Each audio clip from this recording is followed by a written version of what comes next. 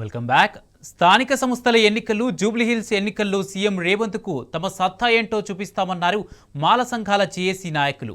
SC రిజర్వేషన్ల అంశంపై BRS working president కేటీఆర్ను కలిశారు. ఎస్సీ రిజర్వేషన్ల విషయంలో సుప్రీంకోర్టు గైడ్లైన్స్ పాటించకుండా రేవంత్ రెడ్డి తమ గొంతు కోసాడని మండిపడ్డారు. మాల సామాజిక వర్గానికి రావాల్సిన 7% రిజర్వేషన్లు రేవంత్ రెడ్డి దూరం చేశాడని విమర్శలు గుప్పించారు. ఈ విషయంపై అన్ని రాజకీయ పార్టీలను కలిశామని, స్థానిక ఎన్నికలు జూబ్లీహిల్స్ ఎన్నికల్లో కాంగ్రెస్ పార్టీని ఓడించి తీరుతామని హెచ్చరించారు.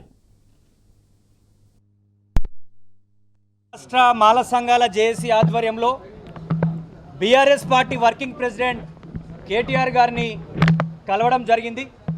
5 నెలల క్రితం కాంగ్రెస్ పార్టీ ఎస్సీలను వర్గీకరణ చేసి మాల సామాజిక వర్గాన్ని గ్రూప్ 2, గ్రూప్ 3లో పెట్టి గొంతు కోసిందని చెప్పేసి అని కూడా మేము చెప్పడం జరిగింది.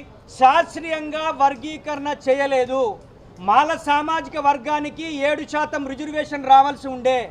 100 రోస్టర్ పాయింట్లు ఉంటే అందులో 22 లోపట మాల సామాజిక వర్గానికి ఒక్క రోస్టర్ పాయింట్ లేకుండా రిజర్వేషన్ని మాకు దూరం చేసినటువంటి వ్యక్తి ఎవరంటే రేవంత్ రెడ్డి గారు.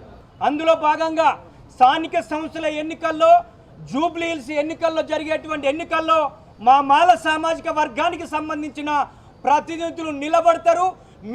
మీరు ఏ అభ్యర్థిని పెట్టినా బొందబెట్టి ఓడగొడతామని చెప్పేసి అని కూడా తెలంగాణ రాష్ట్ర మాల సంఘాల జేఏసీగా భావిస్తూ ఉన్నాం.